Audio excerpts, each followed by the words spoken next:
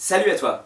Aujourd'hui j'aimerais m'attaquer à un problème qui, je pense, est très important dans le monde du fitness et du sport de façon générale. On en parle très peu parce que c'est pas de la technique pure et qu'on pense que c'est des sacrifices nécessaires pour être plus en forme, mieux dans sa peau, bref, en meilleure santé. Néanmoins, je pense qu'il est bon de rappeler qu'il n'est pas nécessaire de s'enfermer dans une grotte pour être sportif et qu'on n'est pas obligé d'avoir des interactions sociales qu'avec des gens qui ont les mêmes passions et intérêts que soi. Comme tu l'auras vu dans le titre de la vidéo et que tu l'auras compris à cette introduction, on va parler de la coupure avec le monde que s'infligent les sportifs.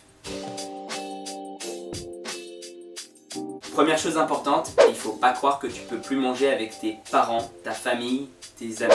On s'en rend pas compte quand on est dedans, mais le rapport avec la nourriture est extrêmement clivant. Parlons aux véganes et aux végétariens par exemple, qui sont obligés de rappeler, préciser et même décliner certaines invitations parce que ça va pas avec leur façon de s'alimenter. Alors oui, c'est très important, voire même le plus important, de manger correctement. Si tu ne fais pas de sport mais que tu manges bien, c'est beaucoup mieux que l'inverse. Et ça, personne ne pourra jamais le contester. Néanmoins, un écart de temps en temps, pour un repas de famille ou avec des amis, ne devrait même pas te préoccuper. Par jour, on a environ 2 à 3 repas, ce qui fait sur une semaine 14 à 21 repas. Même si tu vas manger toutes les semaines avec tes amis ou avec ta famille, ça représente que 1/14e ou 1/21e de tes repas, soit 5 à 7%. C'est tout bonnement ridicule. Ça ne va jamais perturber ta diète. Sois-en tranquille et assuré. Arrive alors un deuxième problème. C'est que ok, maintenant tu dis que ça va pas te porter préjudice d'aller manger avec ta famille ou tes amis. Mais on t'a proposé un repas la semaine prochaine et c'est pile au moment où tu dois aller à la salle pour t'entraîner. Alors ouais, je comprends parfaitement. Ça peut être super chiant de louper un entraînement. Surtout celui que tu aimes par-dessus tout ou celui dont tu as besoin en ce moment pour optimiser tes performances. Mais tu as plusieurs solutions pour pallier à ce problème. Déjà, tu peux décaler les jours d'entraînement ou de repos. Aujourd'hui tu vas au musée? Pas de problème.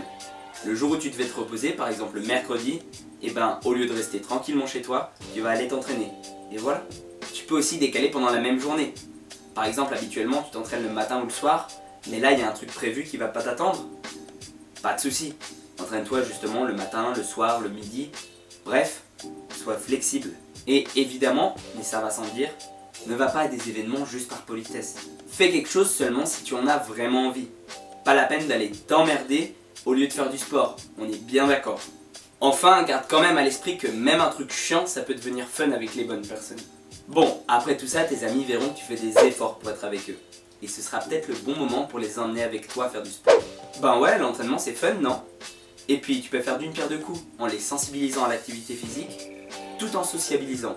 C'est le must, non? En plus, tu pourras leur faire plus facilement comprendre pourquoi tu es aussi occupé. Et ça suscitera du respect et de l'admiration, plutôt que ce mépris, pas forcément toujours exprimé, mais bien présent, des gens qui se privent des bonnes choses de la vie. Ceci étant dit, c'est aussi important de se demander pourquoi est-ce qu'on fait du sport et du fitness. Bien sûr que c'est pour l'amusement que ça apporte et cette sensation de progrès. Mais au final, est-ce que c'est pas pour être en bonne santé? C'est pour ça que l'interaction sociale et les loisirs sont aussi importants. On n'a qu'une seule vie, ça vaut le coup de la remplir d'autres choses que de salles de sport, même si ça veut dire sacrifier 1 cm de tour de bras. Tu penses pas? Sur ce, je te laisse sur ces réflexions. Prends soin de toi et à la prochaine!